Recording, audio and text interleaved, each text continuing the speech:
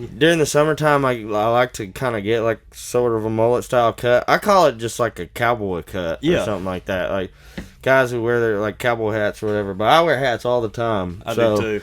Sometimes when my hair grows out like on the sides instead of back. Yep. So I'll put a hat on and look like a damn scarecrow, you know. so I have them take off the sides sometimes during the summer.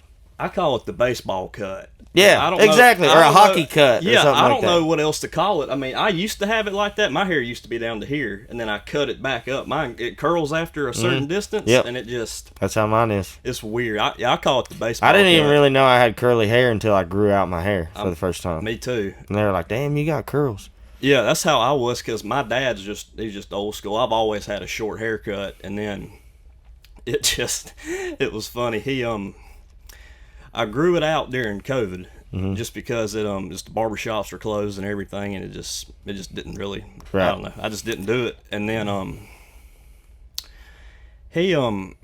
I grew it out. He hated it. He's just old school, just never cared that much for it. And I had it was really long. I had it long for like a year maybe. And we were redoing my grandma's floor in her house, and my hat kept falling off, and I was working for him at the time, and he was just like, I told him one day, I was like, I think I'm gonna go get my hair cut. He handed me $20, told me to leave work early. Yeah, really? Yeah. I was the same way, man. And then you gotta keep undoing the hat notches. Yes, sir. It kept going. I had to get a bigger hat eventually. Yeah. Well, brother, thank you so much for being here. This is awesome. Dude, it's going to be awesome. I'm happy to be here. Thank you for having me, man. Yes, sir. I appreciate you being here. It's so cool. Y'all came to my neck of the woods. I know y'all from Texas. I'm actually from, I told you I'm from north of Charlotte a little ways. And yes, sir. It's just cool. I'm glad y'all came this way. I know some people struggle breaking out of the Texas music scene, but y'all are some of the best out there today, and y'all have really, really come into y'all's own. And yes, sir. Yeah, in fact, I feel like this year we hardly played any shows in Texas this year. Really? Like this entire year, yeah. We were all out through the Midwest, the West Coast, the Northeast.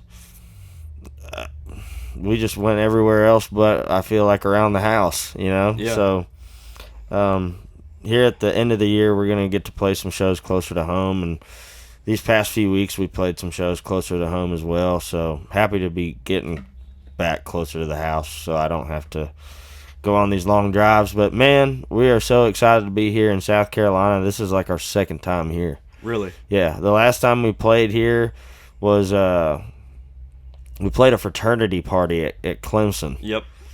And it was like there were 2,000 people at this house party, and they had a stage in their backyard, like a cool looking stage. I guess they paid a stage company to come set up. Yeah. But yeah, that was awesome, man. It was super awesome. I had food poisoning the night before that night in Birmingham, Alabama. I don't know what I did in Birmingham, but I got terrible food poisoning. And I played this show at this rock club called Zydeco, which I don't even think is a place anymore. They probably shut it down for good reason. But yeah, dude, it was a great show. Last time we were in South Carolina, I was like, man, we need to come back here and play a full-fledged fucking show. And y'all were doing it, and we're doing it in a big way, dude. Big time. I was telling your manager before, actually when I pulled in, we were talking for a second.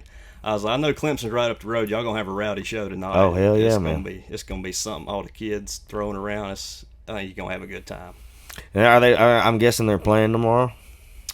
Probably. Yeah, I'm sure. I don't know if it's a home game or what. I'm not a big. I work so much. I don't really have time to keep up with it. I just watch the highlights half the time, but don't really tell you where they're at. But I didn't really go to no big college anyway, so I don't really. I just claim my Texas teams every now and then. I'm a Tech fan and a A&M fan. That's kind of how I am. It's tough to be a fan and like be on some bandwagon of some team, but it's like I just like watching it. It's just one of those deals.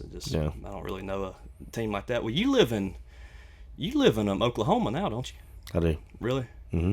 What was that transition like going from? I know you grew up around Odessa. I know that. Yeah. A little bit more of a desert. Yeah, I was born in Harlingen, Texas, which is way south, in this place called the Rio Grande Valley. And my parents are from San Antonio, so my dad was in the newspaper business, and so he moved around a lot. Like they would assign him to go to certain papers in certain areas. So he went from San Antonio, moved to Harlingen, had me, and then when I was about 5 or 6, I think we moved to California, Northern California, so kind of up in the woods and mountains area. And then we moved to Southern California for 2 years, real briefly, around like Orange County, Los Angeles area. Yes, sir. And then we moved from there to Odessa, and I've lived in Odessa since I was like 9 years old. Well, you went from the desert to a paradise almost, just beauty wise. Man, it's a beautiful state. Yeah, it's crazy how just mountains, everything. People, they think of California, they think of Los Angeles and San Francisco. They don't think of just the mountains being gorgeous. Yeah, oh yeah, I had really good moments of my childhood and good memories of my childhood growing up in that northern part of California. It was pretty cool. But like I said, like I was only in California, I think technically a total of 7 years. So I don't remember a whole lot of it. I remember kind of getting closer to moving to Texas is when I kind of start to really remember stuff pretty vividly. But yeah, living in Odessa for the longest time, going from a place like California where there's trees and mountains and kids everywhere my age and neighborhoods, suburbs and stuff, to move to Odessa where there's oil fields. It's just oil field. It's a lot of older folk where we lived, and not a lot of kids in the area. I grew up in there, so I made a lot of friends in school, so I would kind of usually go over to their house or something like that. But yeah, I enjoyed growing up in Odessa, man, and in Texas. I'm glad I grew up in Texas, and especially in West Texas, because it made me who I am today. I feel like I've only been to Texas once, man. It's a different. It used to be its own country for a reason. Yeah, it exactly. Kind of feels like it still is, just in a way. I had a blast. I actually went to Billy Bob's, and it was so cool. I saw it on when you walk backstage, how they have it on all the pictures up in the hallway of everybody. We played Billy Bob's, but we've never sold Billy Bob's out, which I'm hoping that maybe in 2026 we can just go back to Billy Bob's and get it knocked out. Knock it out. Yeah. It's crazy how big it is too. Like, it is the world's largest honky tonk. It is. It's a big place. What's playing it though like? Man, at first, that was one of those places where, growing up where we were and coming up in the music scene where we were, there wasn't a whole lot of people doing what we were doing. So we never really thought we would ever play anything outside of our hometown or the surrounding areas, San Angelo, Amarillo, little like towns and cities around West Texas. But man, to go from that and then to get that first Billy Bob's invite, it was one of those things where I don't get nervous anymore very much, but I remember that night I was nervous. And I think it's just one of those things that if you respect the like the Texas music scene and stuff like that, yes, sir, being invited to play Billy Bob's is like really high praise. Yes, sir. Like that's kind of the mecca. I made it. I played Billy Bob's. Like, at least I can say I played Billy Bob's. Yes, sir. And so that first one, I remember just being really, really nervous, and it was also kind of weird because Billy Bob's is most of the time the concerts are sit down. They have the tables and stuff, yes, so sir. Everyone was sitting down, but about halfway through our set, everyone was standing up, and we got the invite to go back and play a second time, and we got close to selling it out. I think we're a little more than halfway, but it was still a badass time, and they took out all the tables, and we got to have a pit show. Oh, really? Yeah. Oh, that's awesome. And then I was thinking maybe we would get to do it again in 2025 and go put our hands in the concrete and get our own brick in the green room, but we got too busy doing some other stuff, and but we got to go back and do it, man. That's what I'm saying. Like, it's a rite of passage to sell out Billy Bob's and put your hands on the concrete and do all that cool stuff. Because I mean, when you first play there to the second time to the time you sell it out, you're sitting there in the green room looking at all those names and looking at all those concrete blocks out in the hallway, and girls have kissed them all over the place, or people have written stuff on there. It's cool, man. I want our band to be recognized and be a part of that history. So when somebody else comes through there and they see our hands up on that wall, they're like, "Oh hell, they were here." Yeah. You know? Well, you've I mean, your band's already done just a bunch of stuff. You've played what I called the Big Three, Red Rocks, and you played the Opry, and along with Billy Bob's. I mean, that's not a lot of people. I mean, a lot of great people have made a lot of great music and never got a chance to do that, and y'all have, and that's really cool. Yeah, man, we've been really, really fortunate to come as far as we have, and to be able to play those venues is a really special thing for us, man. And like you said, at that feeling I got at Billy Bob's, same feeling I got at the Opry. I don't know if I kind of got that feeling at Red Rocks, but it also wasn't our show. We were opening up for Co, so that kind of takes a little bit of the pressure off you, know? Yep.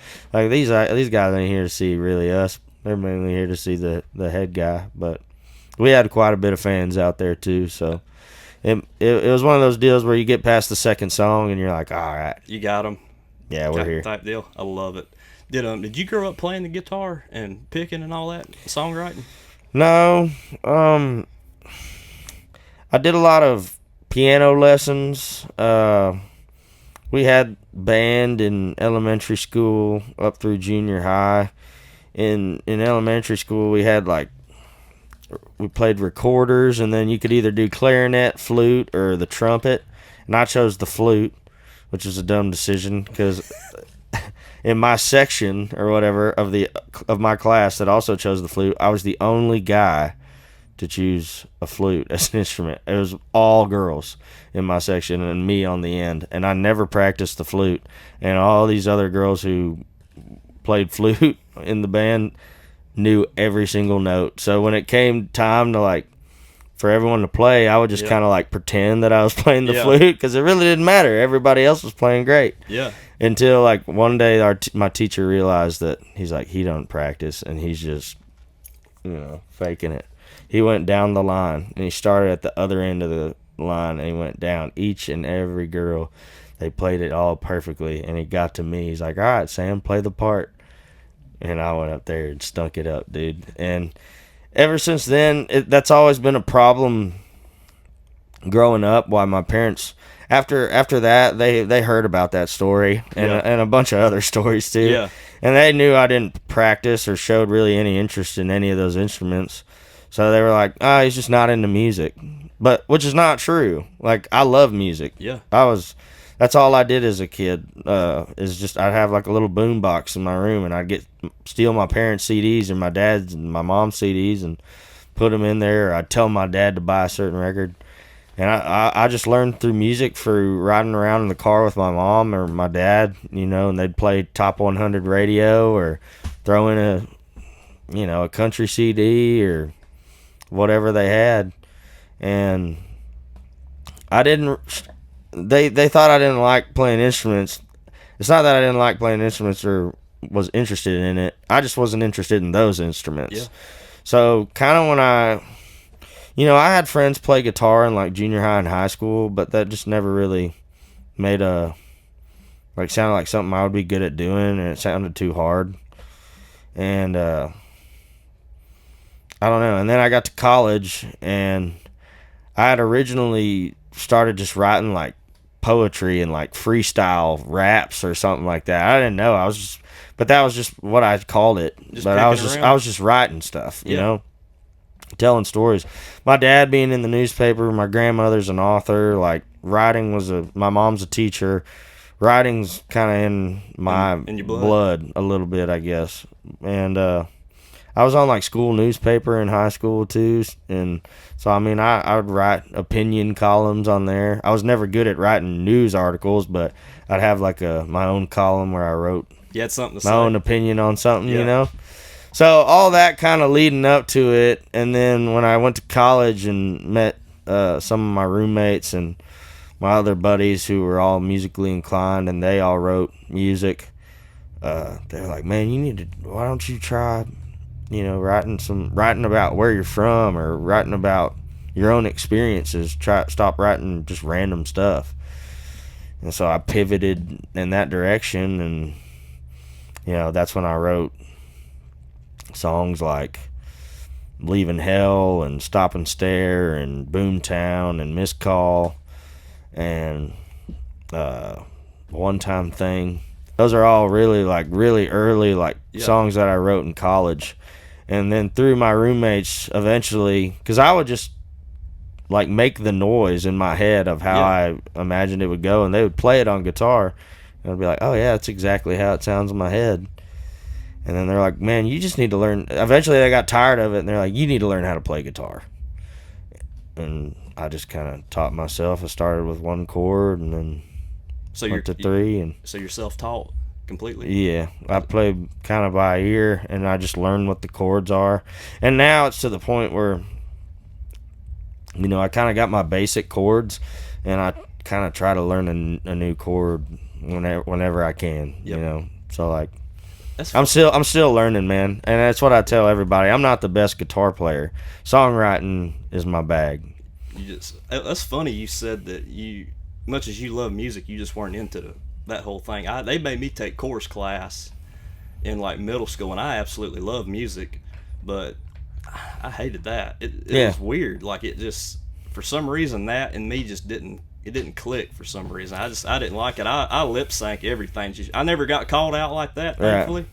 But yeah, I didn't like it for some reason. It was Well, maybe that's because maybe you're like me. I don't really like people telling me what to do. I'd rather just kind of figure it out myself. That's a big thing too. And what if I need help on something, I'll ask you. You know, that's how I operate. So maybe that just learning it my own way was how it needed to happen. But everybody learns differently, and exactly. You said you caught on playing the guitar, and you're still learning and everything. You got a lot farther than a lot of other people have with just learning, and look how far you've come since then. I mean, that's crazy, and it's happened pretty quick for y'all too, hasn't it? Yes, sir. It's hard to keep up sometimes, man. But that's the thing. I'm not a great guitar player, but I got plenty of great guitar players in my band who can make up for that fact. And what I don't make up for in guitar playing, I make up for in singing and in songwriting. I was also in choir in junior high. I just remembered that. Really? Yeah, I was in choir for a while. I wanted to quit. I hated it, and all the kids in my class were assholes. They're like the fuck up kids or whatever. And then there was kids like me who were like, I don't know. I don't even know if I want to sing. Yeah. This is just an extracurricular. I felt like singing would be easy, but when I was in it, my teacher did tell me that I had a decent, pretty good voice. Well, I heard I should keep at it. But I was singing oh, la, la. Yeah. I don't sing like that anymore. Well, I've heard you say on some podcasts and stuff that you didn't think you had a great voice till people just kind of told you about it, and then you're just kind of like, okay, I guess there's something here. I still don't think I have a great voice. I agree that I may have a unique voice. I agree that maybe my voice either doesn't sound like other people or it sounds like a bunch of people, But I don't think I don't know, man. Compare me to Chris Stapleton or Tanner Usry or Evan Felker or any of those guys. I think their voices are way better than mine. Well, that's the great thing about. I know y'all don't consider yourselves full blown country music singers, but right. But you still have a lot of that in you, and that's the great thing about country music and music like this in general is y'all don't have to. You don't have to be the best singer. It's all about the lyrics, though. And you mentioned being a great writer and love to write. I mean, that's where it all just shines through, in my opinion. Right, and I think I do a pretty decent job on the whole writing end of things. Yeah, I'd say so too. And like I said, that's what I say when we go into making these records. I just say, I'll take care of the lyrics, y'all take care of the rest. That's all I really do. And now they've been helping me write some stuff, which is great too, to see. And yeah, man, it's a process, and you just keep refining it through as time goes on. It's cool though that you play to your strong suits though too, and it's like it is y'all. I mean, it's not Sam Canty. It's Exactly. Trivia Revival, and it's a band. It's everybody has their part, from the tour manager to the sound guy to the bass player to the drummer to you. Everybody's got their job. Man, and I remember first saying it when I first joined the band before I was even a part of it. Was I said, "This is y'all's band." I just joined. I'm just the singer or the songwriter or whatever you want to call me. But I've always wanted this thing to be a true band, and I think that's what we've accomplished, is that this is indeed, it's about everybody. Everybody has, I mean, hell, man, there are probably fans out there who like certain members of my band more than me. They're probably like, I'm more of a Jeremiah fan or a Cody fan or a Lance fan or a Dakota fan. But that's cool too. That's kind of what I want, man. Yeah. I want everybody to be recognized. You just kind of showed up after things already got going. Yeah. And really, I'm just the one who really talks. Yeah. Kind of the front man type Yeah. deal. But it's cool what y'all done, and I love y'all's name too. By the way, Thanks, the dude. revival part like that. I don't know what it does, but it just brings. I don't know how to describe it. It just kind of brings it out. Like, it's so cool. It just gives it that. Like, I don't think when I think of revival, like church and stuff like that, I just think of upbeat and everything. Mm-hmm. And that really describes y'all to a T. Just very upbeat and everything Yeah. like that. I'm a big Southern rock guy, so I love Creedence Clearwater Revival and John Fogerty and everything like Yep. that. There's another band called Folk Soul Revival. I don't know if you've ever heard of them, but I can't remember where they were out of, but I was a really big fan of that band, and their singer died. And I don't know, man. I just thought I love bands where it's like the Turnpike Troubadours, Treaty Oak Revival, Yes, sir. Bands like that with those types of syllables, those names.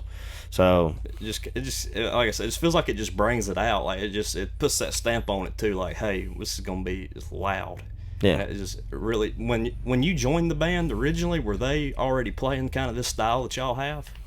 Not really, no. I don't think so. I think they were more playing along the lines of more classic rock, maybe some pop, some more current pop songs, some rock and roll music, but not a whole lot of Texas red dirt country, which is what I would say our music more or less is. I saw an article one time, I read it. It was talking about how, like, it was kind of describing y'all's music, and it put Co Wetzel in y'all's category along with kind of some early Parker McCullum stuff. Mm-hmm. It was like, it said like y'all would, if you came out in the 80s, you'd be considered like Tom Petty, kind of that style of music. And I think it's cool because it doesn't. I feel like it brings in a wider audience. Is that? Would you say that's pretty accurate? I would say so. I mean, country and rock, to bridge that gap together, I mean, those are two already huge fan bases with lots of different styles in each genre. So, we come from Texas. We're Southern. We grew up on Texas country music, but man, there's also growing up listening to rock and roll and metal and all that stuff. A lot of these guys in our band all come from heavy rock and roll metal backgrounds, especially our drummer Cody. I mean, you can hear it in the way he plays. He'll do double kick and all sorts of blast beats and crazy stuff like that.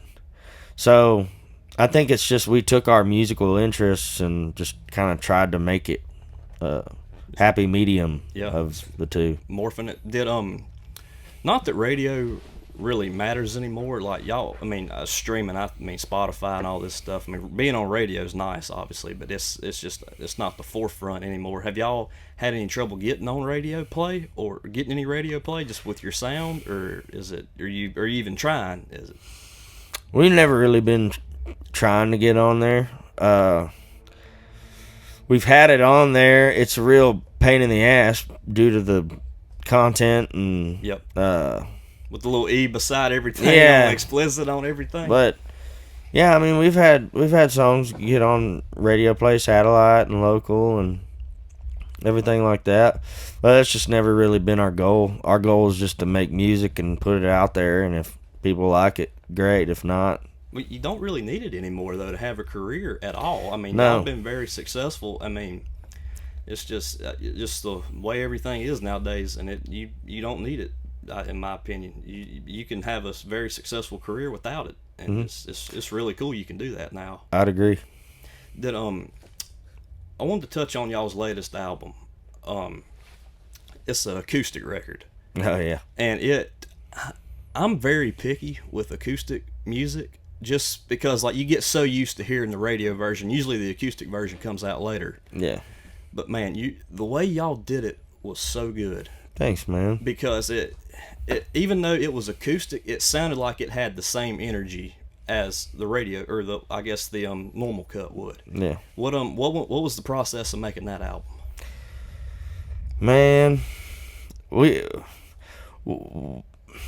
most of the time when we're making records, it's very, very serious. Like, we take everything very seriously. Not to say that we didn't take the Talco tapes seriously, but it was definitely something that we wanted to have fun with it, do something that would challenge ourselves. There's also songs on the last couple of records that I thought maybe didn't get the fair shake that I think they deserved. So I kind of wanted to maybe re-release those songs in a different light, hoping maybe that people could better understand what the song is about. Because sometimes it's hard to hear the lyrics if you're chugging heavy guitar over it and putting crazy drums on it. So to bring it, I just kind of wanted to take those songs, and almost all of those songs start out just me playing an acoustic guitar. Yeah. So all those songs from their infancy are acoustic. Had a little bit of it in it anyway. Exactly. So, and I try to write songs where there's a lot of different ways you could take it, because when I write them, I never really know how they're going to sound until my band gets a hold of them. So I kind of like to give them the option on where they want to go with it. So the fact that we could take all this, we just wanted to do an acoustic record that was for the fans, and maybe for an audience that, maybe there's some people out there that was like, man, I like these guys, but it's just too heavy for me. Yeah. Or, it's just not my jive. So I thought, okay, well, what if we give it to you like this? You like this? Yeah. Okay, no? All right, well, then I can't help you. but maybe we'll wait till the next experimental album.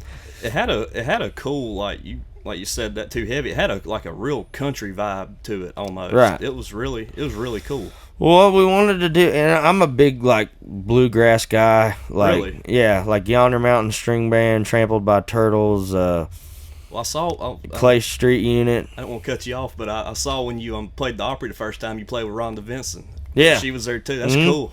Yeah, dude, she's huge. She was awesome. We got to meet her backstage. Really? Mm-hmm.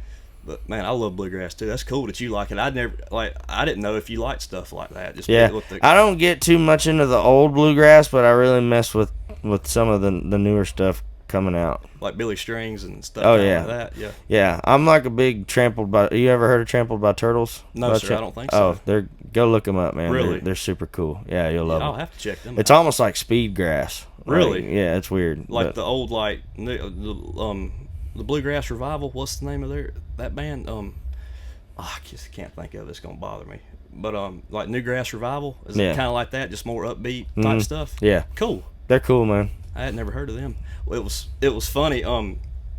When I was sitting in here after I got everything set up, I was like, I wonder who's opening for y'all. And I saw it said 49 Winchester on. I was like, oh, what the heck? I was like, they're so good. I've been a fan of theirs for a long time too. We have too, man. It's so cool. Y'all got they're playing with y'all. Yeah, but to that Talco Tapes question, we just wanted to do, like a more acoustic style record.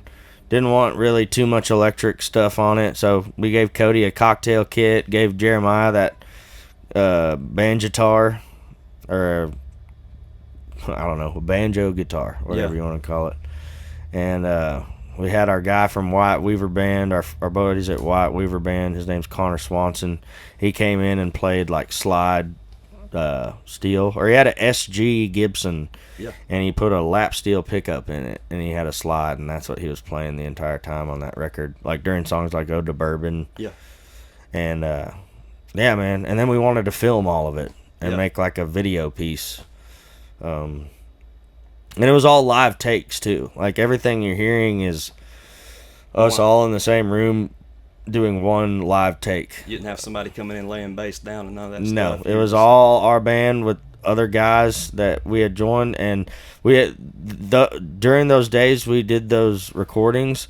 We were playing with those two other guys for the first time. We had never played with those guys before. Really? Yeah, they had just had the songs and kind of came up with their own parts, and we just kind of freestyled it, man. So a lot of those takes that you see in that video is just the actual record like being made in real time. So not a lot of people do that. We thought it would be very cool. It is very cool. I also heard that was that's not y'all's only record that could be coming out soon. Is that? That's true. Is it true? Yeah. How close are we to that? We're getting pretty dang close, man. And not close enough. I'm really ready to release this record, and so is everybody else in the camp. But we've just can't do it quite yet. Yeah, we gotta. I don't know, man. We like to make our fans wait. Well, I wanted to touch on this too because you mentioned the way y'all do y'all's music. Y'all don't have as much music out as compared to maybe a Cody Johnson or somebody like that, or even just somebody just constantly throwing music out there, but the quality is so good. Is that something y'all really tried to focus on? Yeah, we're definitely more of a quality over quantity band, I would say. We like to, I don't know, man, and that's not to talk down on guys like Cody Johnson who do that kind of stuff. Not at all. It's just different ways of doing things, exactly. you know. But yeah, I like to. I genuinely like to take maybe like 1.5 to 2 years to kind of go through the motions and just take my time. Obviously, I write all the time. Yeah.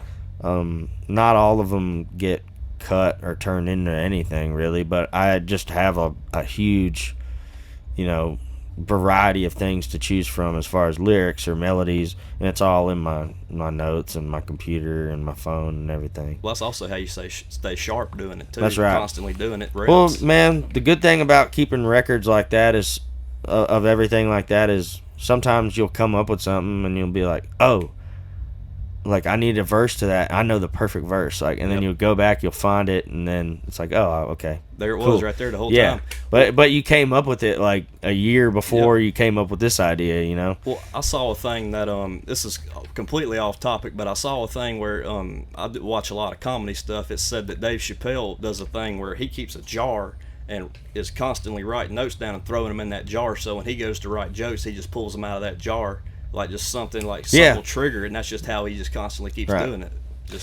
Yeah, there's so many different ways you can write a song, man. That's why when the question, how do you write a song comes up, I'm like, there's so many different ways. It's impossible to answer that question. How do you find yourself doing it most of the time, though? Most of the time, I think it's just spur of the moment, just walking around, and something pops into my head. And I'll go run off and sing it into my phone, or go find a guitar and try to figure it out. But when you're writing songs, you find yourself kind of, or at least I do, myself paying attention to things a lot more. If you hear a cool line, or if you hear a funny story, or that's something to write about. And then just clicks, off the wall stuff sometimes. But then there's other times where I'll just be sitting there with a guitar and just picking around, and just comes to you. I'll have the phone on record just in case, and I'll just kind of start saying what comes to me and take that and just refine it. Do you do writing sessions, or do you do some stuff on your own? On this new record, I did some writing sessions with a few guys, and they're going to be on this record. So, can you give us anything new, a date, or for the first? I don't believe any singles have been released yet either. There's 2 singles will be on. Yeah, Bad State of Mind and Happy Face. We're considering the singles on that record. Okay. So they'll be on it. It just took us a really long time. The hardest part about recording this record and getting it out and why it took so long is because we tour so much that we hardly had time to get in the studio and do what we want to do with it. So we finally got our time.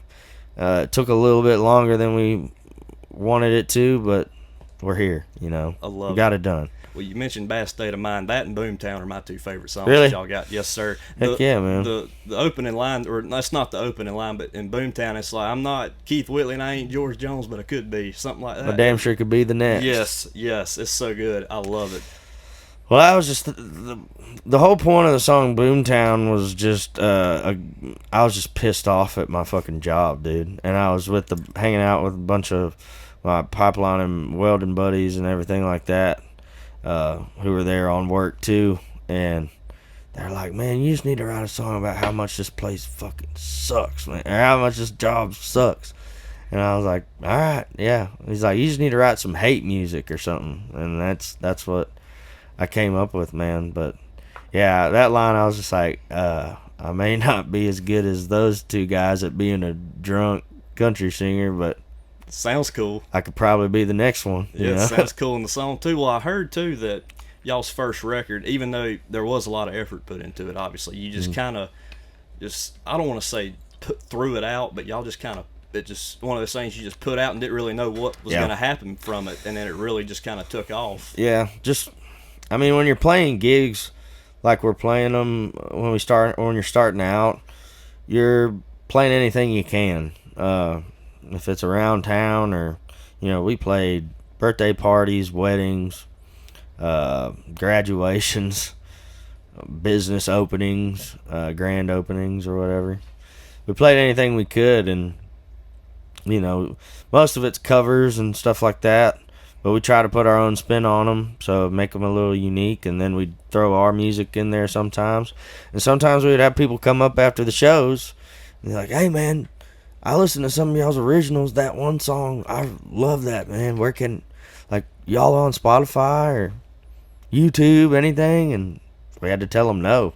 And that was like the shittiest feeling in the world, you know? You got people actually fans who are trying to become fans of you and listen to your music, and you don't even have anything out. So what we said in our mind was, dude, let's give it to them. Even if nothing happens, at least we did it. You know, at least we did it. At least we can have something to say, like, oh yeah, you can go check us out, we got a record on Spotify.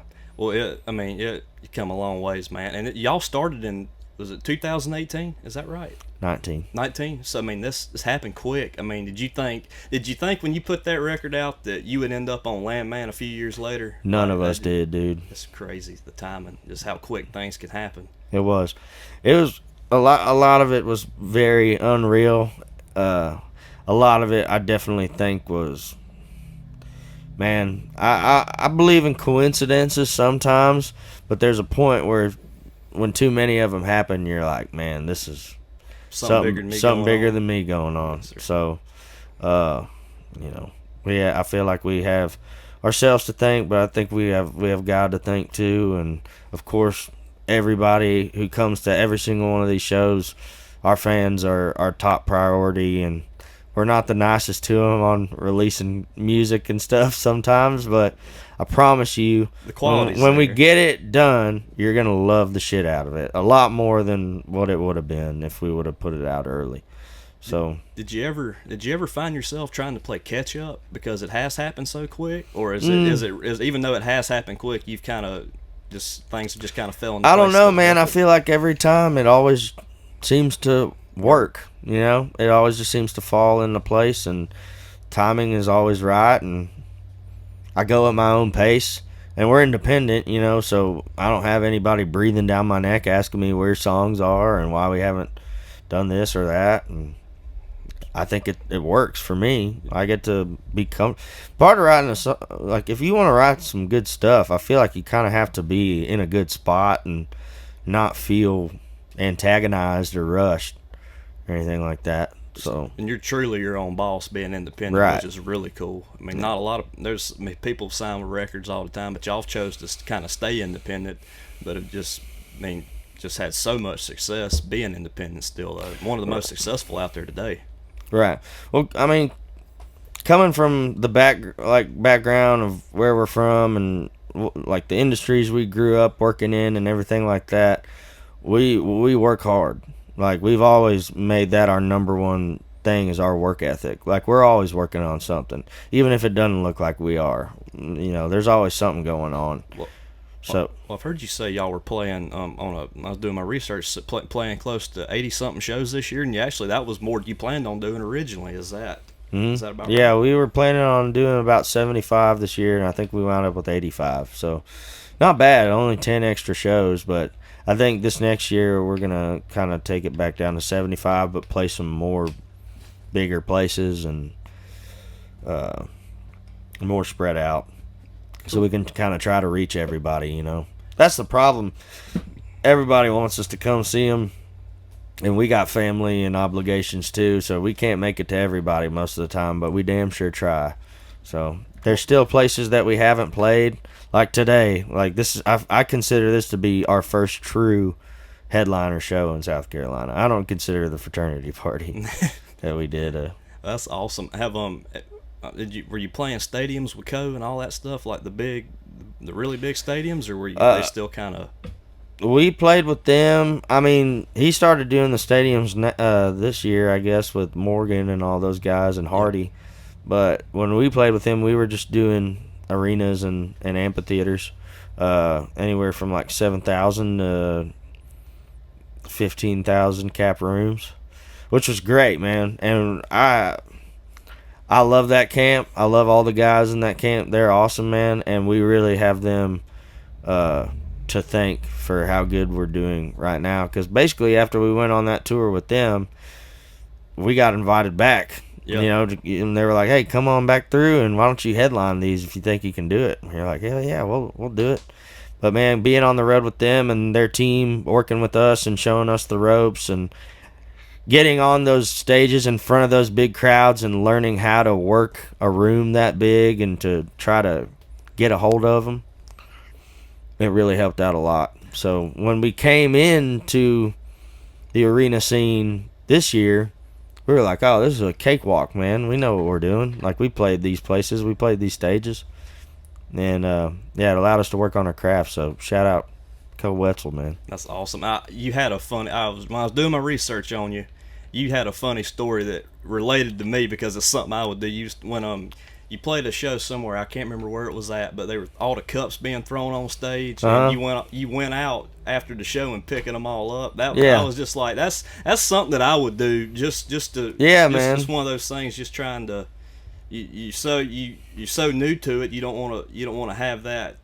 I guess that being held over your head. Well, one of the things we always try to do is to leave a good impression on everybody that we work with, and we got our fans, and we do things a little differently than some of these other people do, and it's not everyone's cup of tea, So when a show like Washington, D.C. happened and the cups get thrown, and I mean, it looks like shit on us, kind of, because it's like, oh, well, that's what Treaty Oak fans do, and it's like, well, kind of, but not to that extent, So yeah. I felt bad, and I felt like we disrespected them, and that's not anything we were trying to do at all.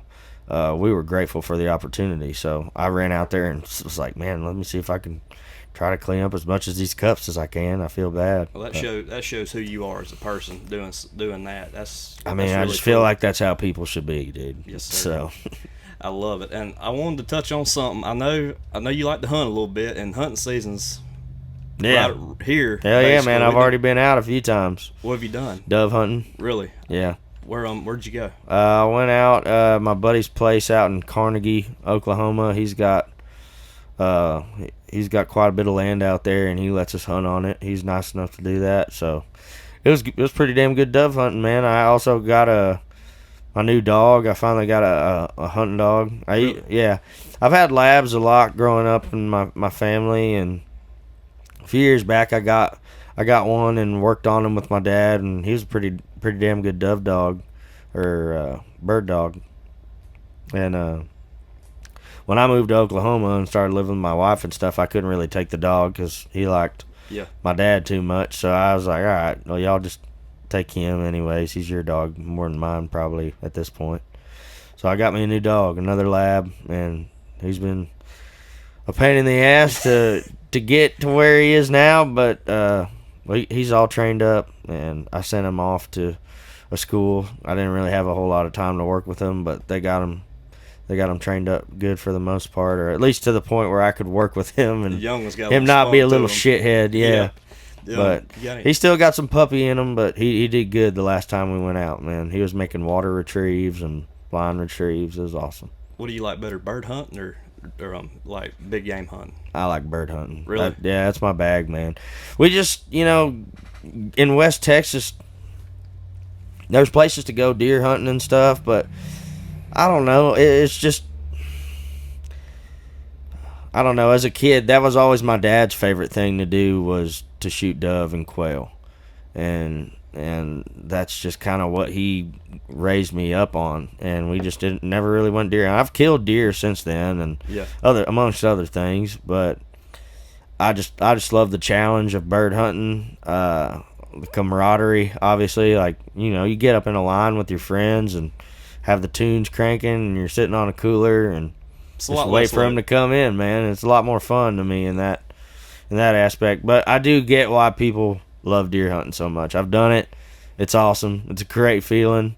Meat's good. I love venison. Oh yeah. Yeah. I just prefer birds. It's a lot. And I'm a big fishing guy too. Really? I really like fishing. Yeah. Bird hunting's a lot more low key. I like big game hunting the most. I'm not the best bird hunter. Mm-hmm. I just the luck that I have, like big game hunting, I lack in bird hunting. There I think you go. that's what screws me up half the time. I love turkey hunting, but I ain't the best at it. I get lucky, but it's a lot more low key. It's nice too at the end of the year after you've been big game hunting like there's been whitetail hunting all winter, and you had to sit there and be quiet, and you get to sit in the duck blind for a little while and talk to the boys. Yeah, I like pig hunting too. I do a lot of pig hunting in Oklahoma. Really? So yeah. Have you done it out of the helicopters yet? I have. I've done it once out of a helicopter for my 25th birthday at this ranch in Lampasas. They were having like this big deer summit at my buddy's dad's ranch that he worked on, and they had these guys from this company called Double R Helicopters, and they came out and took us around, and we shot some pigs. Really? I shot one pig. One pig? One pig, that's all we saw. And then the next people to go up, they saw, like, of course, 14 pigs. Yep. And, but. So it ain't as hard as, or it ain't as easy as people think up there with what were you using, a AR? Yeah. So it's not as easy as people think it is. You're up top and you got all those rounds. I mean, it's definitely different. Like, you got a pilot, and the pilot's badass, like, usually. They should be.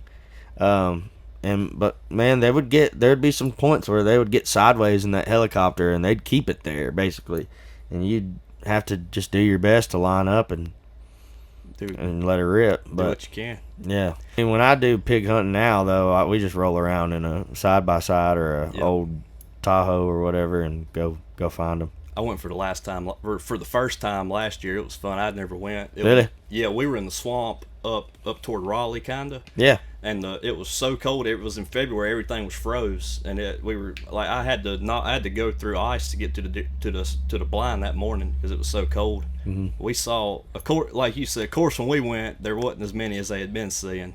Mm-hmm. But you mentioned fishing. Do you like bass fishing, trout fishing? What all you do? I like it all, man. Really? I mean, in Oklahoma, obviously it's bass fishing, and I like crappie and bluegill fishing too. That's some of my favorite fishing. But man, catfishing's good. I went to school down in South Texas, like along the coast, so I like bay fishing and stuff like that too. I love bay fishing. Really? Mm-hmm. Thankfully now that the music's done well, I get some opportunities that probably wouldn't have been able to have 6 years ago.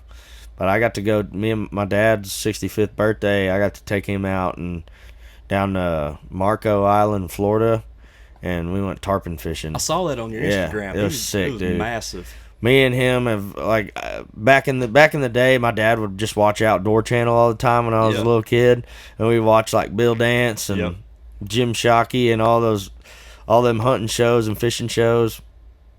And man, I would remember watching the tarpon episodes and stuff like that. I was like, man, I want to go catch one of them fish, Dad. And he's like, maybe one day we can, son. Knowing that probably never gonna happen, but we got that. I found a really badass dude, 10K charters out of Marco Island, Florida, and went out there and got it done, man. He caught him like a 100 and something pound fish. Took him like an hour and a half to reel it in. Did you see them do the? Don't they jump out of the water? Oh yeah. Did you see that? Yeah, well hell Really? yeah. I hooked on to like 8 of them, and some huge ones too, like 150-pound fish, and they would come up out of the water like it was nothing. But I finally caught mine. I think mine was like 80 pounds, but a good fight. Cool. And it was a real cool moment. I got to go into the water and like unhook it and release it. Oh, really? Yeah, there was like sharks swimming around too, Yeah. so it's kind of fucking scary. But Adrenaline rush. yeah, but it was great, man. It was a really cool experience, and I think my dad had a badass time. So I think next year I told him I want to go to like Idaho and go sturgeon fishing. That would be crazy. A badass sturgeon fishing trip. Like 12 feet long. And, Yeah, it's big old dinosaur. Yeah, as big as this thing is. Hell yeah. From the wall to wall. Yeah, it's man. Huge. They say that's what they think that's what the Loch Ness monster. Really? Yeah, I believe it, That's man. what they think that is. They look pretty wacky. I don't know. One would be catching something like just the fact that it's so long. I just wonder how the fight would be with that. I think it'd probably be about the same as like a tarpon, maybe like a redfish, since they're so freaking dense. I mean, they're Yeah. built like a fucking plane Yeah. without wings. Like it's just they're built like a shark, I guess. So it'd probably be like catching a shark. Sharks put up a pretty good fight. They're pretty strong. We went we went to Destin a few years ago, and we chartered a boat out of Destin, and we went they were gonna do some king mackerels, but they were like, if the king mackerels ain't biting, we'll put you on some bull sharks, and they hooked me on one. I didn't get him up. He broke off like 3 different times. Yeah. But it was crazy how I'd never had a fish on that was that heavy. And then the guide, like, you know how sometimes they'll help you and kind of move some stuff around a little bit. They said that that one was probably like 400 pounds. Really? That's what it was in one of the Marlin boats where the captains and they Yeah. got the first mate down there. Yeah, that's what the first mate told me. So I spent a lot of time, like we vacation a lot in like Gulf Shores, Pensacola area. Yeah. And last time we went to Pensacola for like family vacation, and I was able to get hooked up with this one guy. He had a like an offshore boat, and we went out there and we went snapper fishing, like for red snapper. Yeah. And he also does marlin trips and stuff like that, overnight trips and shit. Really? Yeah, like where you'll go out, he'll take you out there and you'll get there, and then 5 o'clock in the morning he'll come down in the boat and wake y'all up and come out and go marlin fishing. I've never stayed on a boat overnight. I don't know. Me neither. Well, cruise ship, but I've never even done that. Oh, well, cruise ship's easy, man. It doesn't move around a lot. You're just like on a big piece of moving land, or that's what it feels like. But yeah, we were there, and I hooked onto a pretty big bull shark. Is what he said it was. Did you released it, or did you? I didn't even get it to the boat. It eventually snapped the line. Gotcha. I fought him for probably like 20 minutes, 30 minutes. No, I didn't know what y'all's schedule was. We're done for the day. Really? Pretty much, yeah, till 9:20. You've already done sound check and everything, hadn't you? Yeah.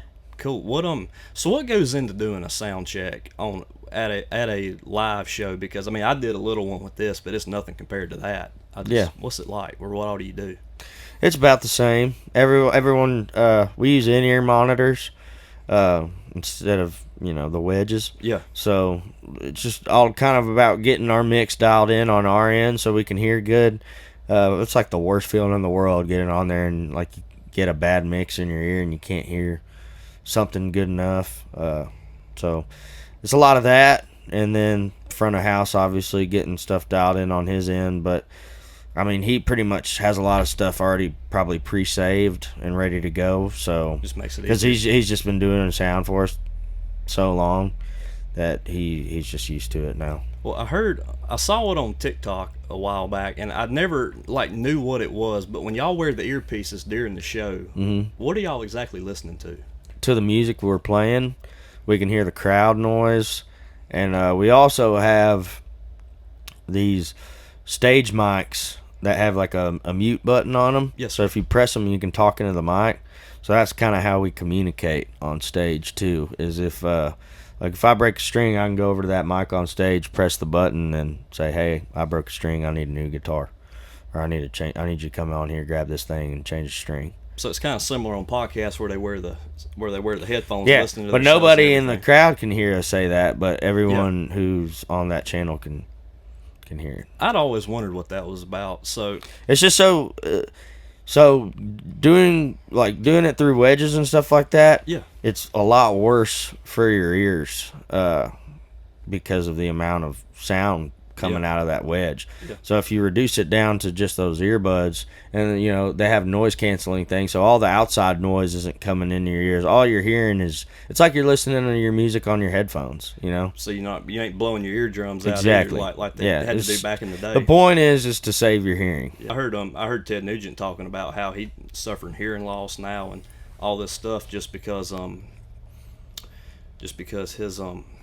they Not using in-ears. Yeah, they back didn't in the have day them. they didn't do that, and Yeah. it's just one of those deals. That's crazy. And there's a lot of bands that still do that. Like, honestly, it took us a while to get accustomed to playing that way. But we thought, you know, for the amount of pros outweighed the cons. Yep. So, Well, starting out, y'all didn't have that, probably, didn't you? no, absolutely not.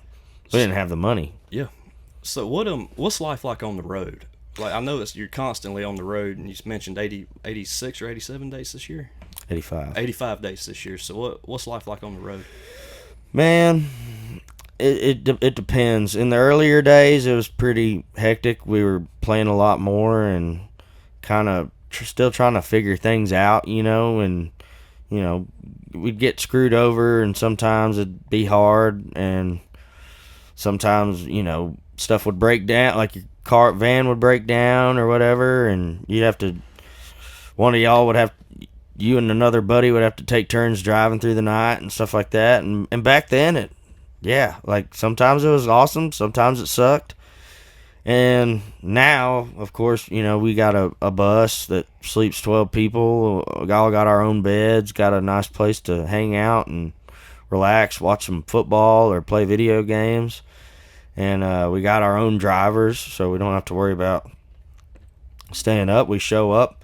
Like, for example, last night we played in Alpharetta, Georgia at the Ameris Amphitheater, and we woke up today and we were here. You know, I just walked out of the bus and we were right here in good old South Carolina, man. Well, a lot of people, they play golf on the road. Some people go fishing on the road. Do y'all do anything like Oh, that? yeah. Really? Of course. Yeah,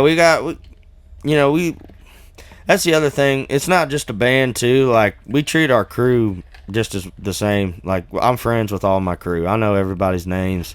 We know each other's families and stuff like that. So, literally, wherever we go on days off, or if we go to a place and we got some time to kill, you got your golfing group, the guys who bring their clubs. You got your fishing group, guys who bring their fishing gear. And then you got some other people who just kind of piddle around. You know, they'll go to music stores or record shops or malls.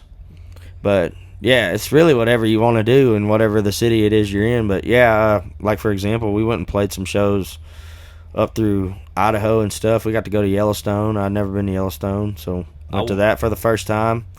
It was cool. It's kind of stinky, but I went in July for the first time for Yellowstone. I'd never been west of Tennessee. And we went up there. It's so beautiful. Oh, really? Yeah, yes, sir. We went to Yellowstone and Wyoming, Montana, all over the place. But yeah, we stayed at this little place in Idaho, this little campground or whatever, and it was right down the road. You could walk there. It was like a 10-minute walk, and there was like this overpass, and the Snake River ran through, and we just sat. There's trout all underneath that overpass, and we just catch them all day. We saw the Snake River on that trip. It was beautiful. But did you see in that part of? Did you see where it was? It looked like it was more Arizona type, where it had the red look to it. Yep. It's different. We saw the Red Canyon too. The whole side of the canyon's red. But the rest of it's green. Oh yeah. It's crazy how, and they had elk down in there too. Mm-hmm. Like a lot of people, they don't think about stuff like that. Like y'all have I don't want to say a ton of downtime on the road, but I mean, you always got time to kill. What's your daily routine like? Man, we get up, we have sound check, And then throughout the rest of the day, it's really just kind of hanging out, man. We'll go watch movies. We'll kind of hang out outside and smoke and drink a few beers. I don't drink anymore, but they'll drink a few beers and watch college football. It's college football season now, so we got football on the TV.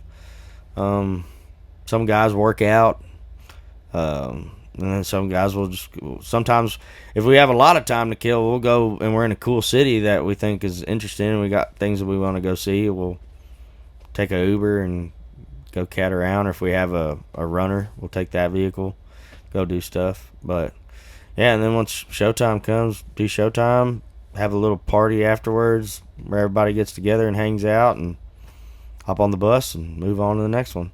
But when we're in days off, we'll usually rent like a big Airbnb somewhere, either in one of the towns we played at or are about to play, or just somewhere in between.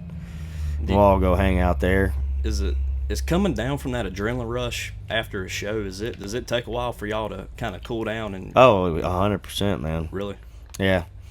What just because you're so high for so long, and now you're just how long does it take normally? What time you go to bed usually after a show?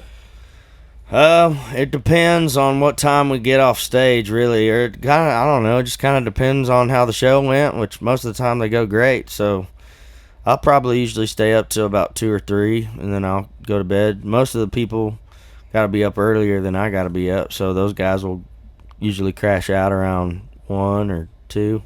So what's like your usual time to get up? Is it about, like, some people say they can even after playing a show they'll wake up early. Some people sleep till 12.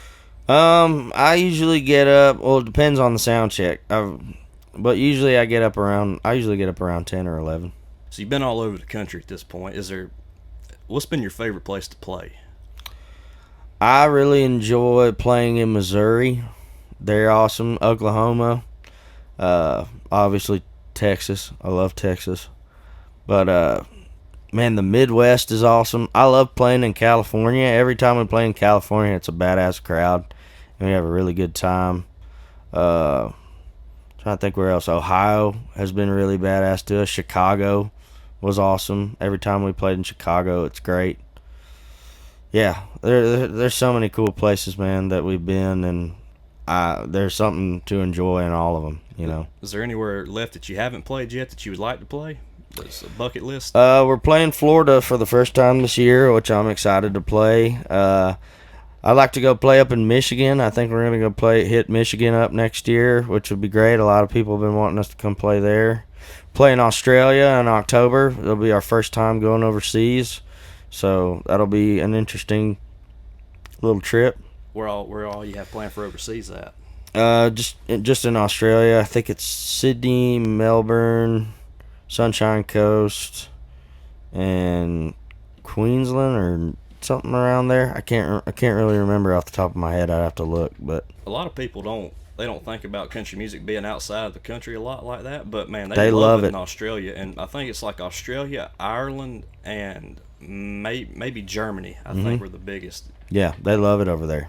And we've had a lot of people asking us to come play in Australia, so we're glad that we finally get to do it, man. I'm super excited, and it's a place I've always wanted to go. So they love their rock and roll over. So heck yeah. I think y'all are going. I think we're going to do just fine, man.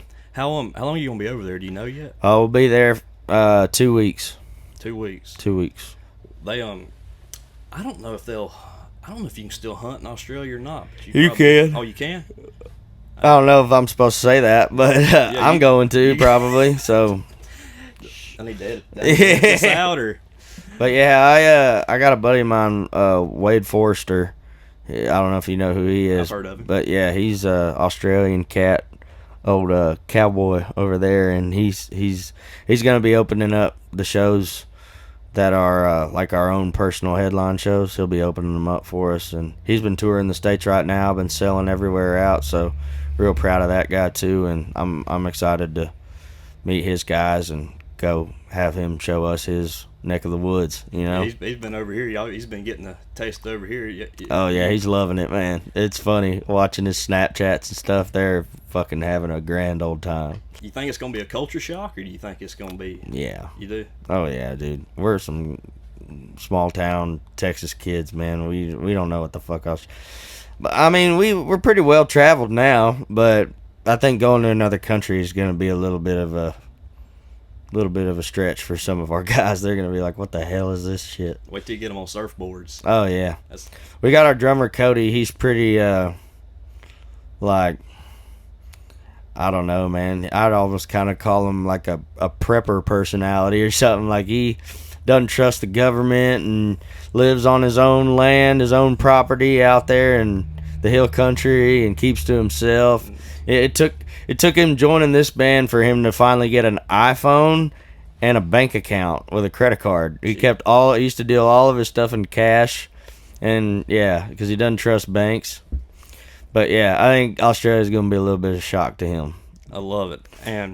But I think yeah, for hunting and fishing, Wade's gonna take us to some spots. I just was like, you gotta be kidding me. Technical failures. I walked in and got set up, and I was like, I feel like I'm on T.O.'s Roadhouse because he always does it in his bus. Yeah. Have you been on there yet? Or? No, we got an offer to go be on his show in October, and I'm really excited, man. I like some of his podcasts that people he's had on there and stuff. I think he always does it on his bus. It's pretty cool. Yeah, it's on the tour bus. Yeah, I watched. You had Gavin on here. I saw Gavin's episode on there. Really? Yeah. It was really cool. He was my first one. Oh, really? Yes, so how many of these have you done? Number 13. Really? Yes, Hell sir. yeah, man. It's awesome. I love doing it. Getting to get a chance to talk to some cool people and make a living doing it, which is even crazier. Hell I yeah, dude. never thought in a million years this would happen. Fuck yeah, man. But Same yeah. here with our thing, you know. Ain't crazy what can happen. Dude, you just got to keep at it, man. Keep Yep. doing your thing, and you'll get there eventually. Well, that means the world, brother. That's so cool to hear. So, I heard you mention faith earlier. I got to ask you. So, faith in God, what's your faith mean to you? Man, I try not to get too political or religious, but, man, I kind of gave myself to God when I kind of got sober. I've had a off and on relationship with him. I grew up Catholic, but my mom wasn't Catholic. My dad's side of the family is super Catholic, but I grew up going to church, and I don't know. There was a time in high school and college where my relationship probably wasn't the best with him, but I kept thinking I could, do all this stuff on my own and fix myself and fix my own problems, and I just got to the point where none of that was really working out for me, man. So one day I just decided, I said, if you're real and this is real, then I'm letting you take the reins, Like I just said, I'll give you my whole self. That's because awesome. I'm tired of trying to do it on my own. That's and awesome. Ever since I did that, man, I quit the drinking. My relationships are pretty good and a lot better than they used to be. I'm not perfect. I'm not saying that after that day that I've been smooth sailing. There's been some times where it's hard, but you just gotta wake up and do your best every chance you get, and thank God that he gave me the opportunity to be where I am now, and gave me a second chance at living, and gave me a family and a beautiful business with a band and fans that love what we do. And I feel like the music that we're making is helping people, and that's the main thing that I've always wanted to do with this, man, is just to help other people out and to share the blessing that we've been given with other people. And you can believe what you like, but for me, I'm a lot more comfortable with believing that there's got to be something beyond this, man. There's got to be a better place, and I believe in good and evil. I've seen evil, and I've seen true evil, and I've seen true good, and I believe those things to be real, and I believe that there's something in all of this, and that's what I choose to believe. Everybody's got their own bag, and I don't blame them. I've been in that situation before, but for me, sticking with God, I'm gonna stick with my guns on that one, man. So well, I cannot think of a better way to end this episode than that. Brother, thank you so much for today. Yes, sir. That was so cool to get a chance to sit down with you. Where can everybody find y'all at? Man, you can, For anybody that doesn't know. you can find us, try to find us in your town at treatyoakrevival.com, or you can find us at Treaty Oak Revival on Instagram, Treaty Oak Music on Twitter or X or whatever you want to call it. And we have a Facebook fan club too, so if you'd like to be a part of that group, go check us out on Facebook. We also have a page there. But thank you for having me, man. We're on YouTube as well, so I love it. Stay tuned. We got a new record coming out this year. Can't really say when it is, but I'm gonna get to the bottom of this off camera. I'm gonna figure out when it's at. I'm kidding, brother. Thank you so much for this. This was a pleasure. Hey, y'all got a bright future ahead of y'all, my friend. Y'all gonna do a lot of great things. Yes, sir. Hey, thank y'all so much as always. Appreciate all of you. Over and out. Hell yeah.